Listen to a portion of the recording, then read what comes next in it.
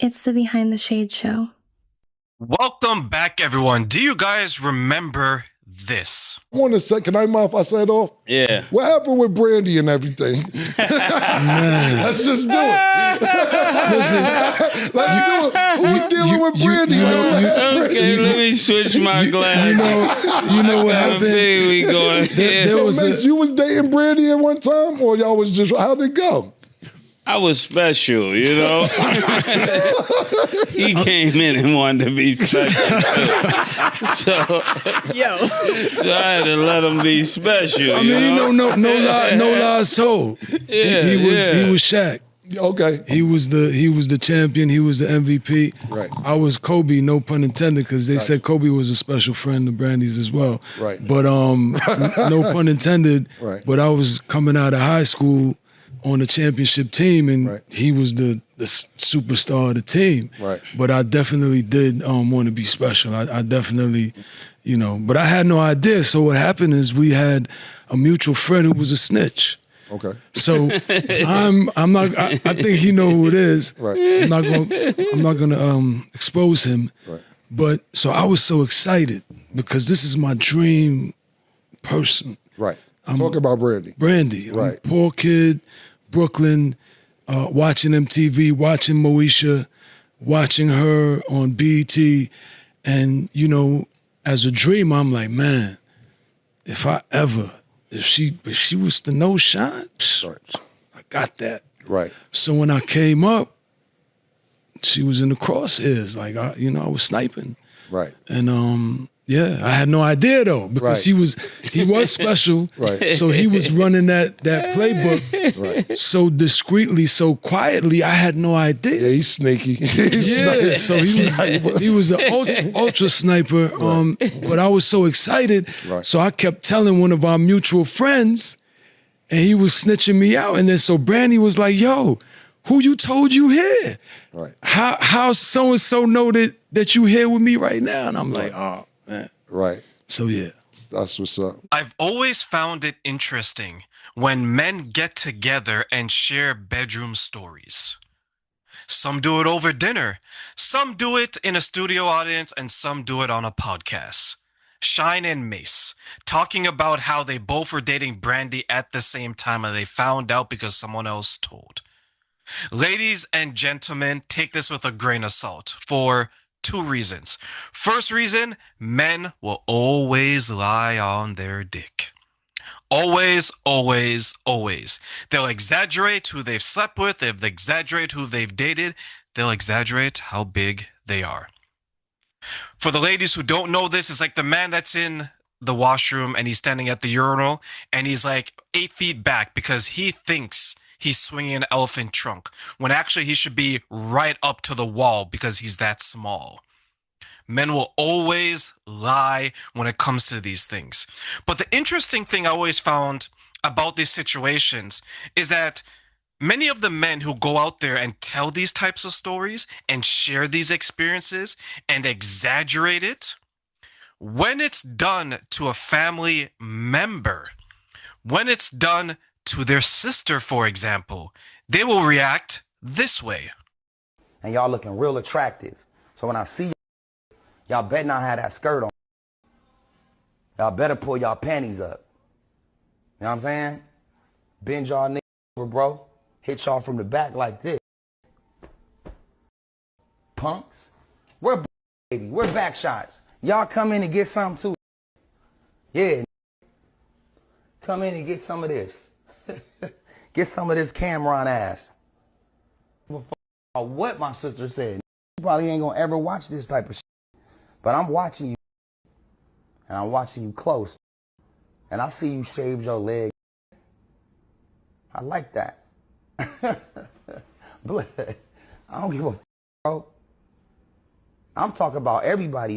About my sister. Let me look up these niggas and start posting they.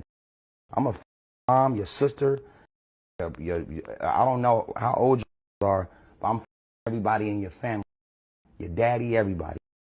If they dead, I'm they fucking corpse mode. Nah, that's what I'm saying. I don't give a. I want to see shit everywhere. Y'all already walking around with white drawers on. We see the doodle streaks. You y'all anyway. Always talking about something. Just some bro. I'm a journalist. And you see when I journalize, I tell how it is, man. Y'all, I'm gonna have all y'all on my finger. You, and you. All y'all think. And I love it. Here I am thinking that Ray J was on his last legs. He had one foot in the coffin, but apparently one foot in the closet as well. Ray J, are you all right in your life, sir? He was even making the sounds from hip to derriere. Who threatened to grape not only two men who are saying they dated your sister, but their entire family? He even said he was going to start digging up the corpses. This guy went from a Kardashian to necrophilia in a number of years. And the worst part to me about this is that he was calling one of his friends to get in on this action. And the friend's name was Backshots. How did he get that name? I've been called a lot of things in my life. A lot of things. Never that. And I don't want that name because it reminds me of that show, Godfather of Harlem, I think it is, where when he's when he has a situation where he wants to teach men a lesson in crossing him or stealing from him, he makes a phone call to this guy, and this guy comes out there and does sexual things to them on a homosexual level. Ray J was calling that type of guy. And Ray J said it's going to be messy. Doo-doo everywhere. I don't get it. This is a guy that has a tape with Kim Kardashian that's all over the internet. This is a guy that has done some crazy things in his life. But that's the test for men. They can do it to everyone else's daughter. They can do it to everyone else's sister. They can do it to everyone else's mother. The moment you do it to theirs, it's a problem because they can't connect their behaviors. And this is a struggle that a lot of men go through, is that they don't see the woman that they mistreat as someone's mom, daughter, or auntie. They see them as just a number until it gets close to home. And in this case, Brandy. Did Brandy have relationships with both of these men? Maybe. Maybe not. Did she sleep with them? Maybe. Maybe not. What we do know is that has Brandy lied about her sexual past? Yes. She had a child out of wedlock. Has Ray J done things that he's not probably proud of? Yes. Has Shyne and Mase? Yes. Has any of us? Absolutely. But what I think men have to understand, and ladies too, is that the age of exaggerating these things, it needs to stop. Nobody cares as much as you think they care about your sexual conquests.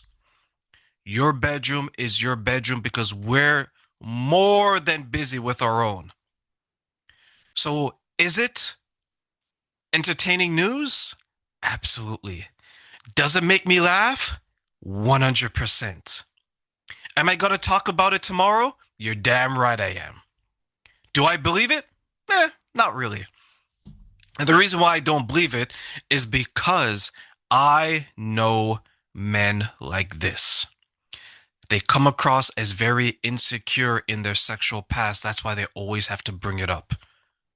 That's why they talk about it. That's why they share it. That's why they can't wait. Oh my God, do you know what I did last night? I was with a chocolate one. I was with a vanilla one. Hell, I was with a mocha one. All this nonsense for these cold words to talk about what they've done.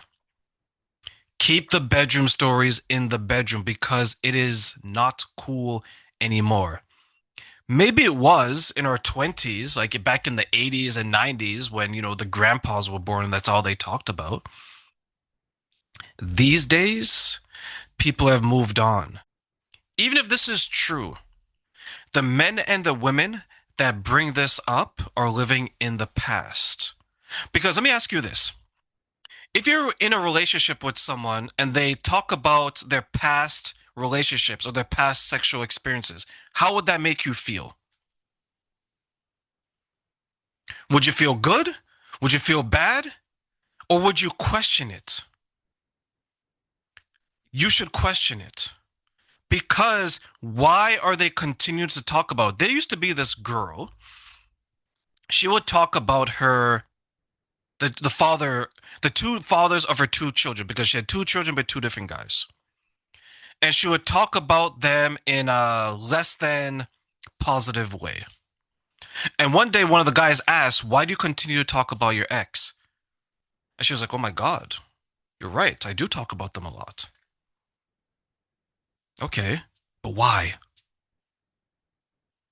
Thank you for acknowledging it, but why? And that's the thing, why? We need to spend more time living in the present so we could continue to build the future and leave the things that are no longer serving us from our past in our past.